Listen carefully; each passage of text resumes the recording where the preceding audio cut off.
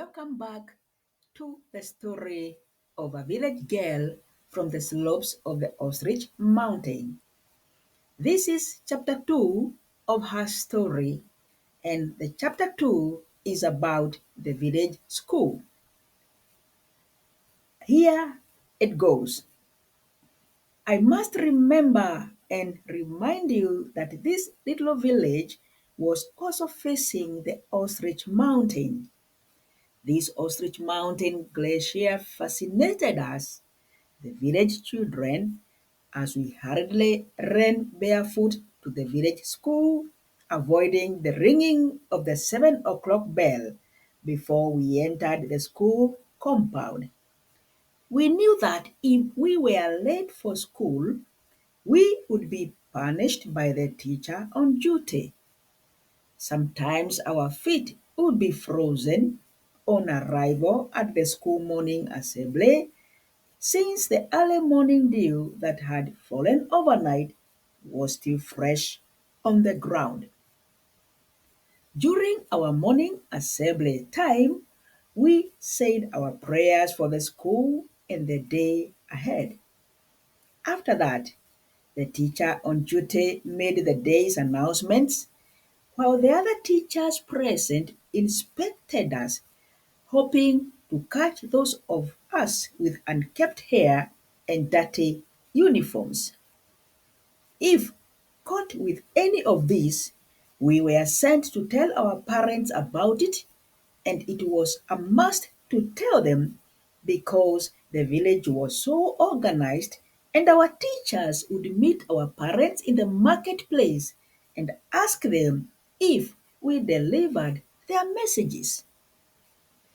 Flashing back now, everything played like a movie because we were like one bunch of very energetic children waiting for the best moment of the day, and that is when the lunch bell rang. The ringing of the lunch bell signaled our break for lunch and would trigger our legs, making us run like a big lion was chasing us as we ran back home to have our lunch. After eating our lunch, we would go again back to school running for the afternoon session with our stomachs full. On a normal school day, we ran many kilometers to and from because our homes were not in the same locality. Interestingly, we had a way of cleaning our teeth after lunch. As we went back to school, we could brush our teeth with the pieces of the cedar tree branches that we chewed on one end to make them softer and used them as a toothbrush. Believe it or not, we never suffered from tooth decay then. During the morning break, we could sing together and play different games. Sometimes we were ordered by our teachers to go and fetch water from the Bushmen River, as we used to call it then. Water for cleaning our classrooms or watering the flower beds of our school. The Bushmen River was in the thickest part of the village forest, a forest owned by one villager. We believed that bushmen and giants lived in this forest because as children we were always told stories about the forest, giants, and bushmen. We always feared as we ran through the forest, down the hill to the river with our buckets to fill them up with water. We were afraid that the giants and the bushmen would chase us and catch up with us. In this forest also, there were those ancient fruits that we were told through these stories the giants loved. We believed in these tales about this forest, giants, and the bushmen.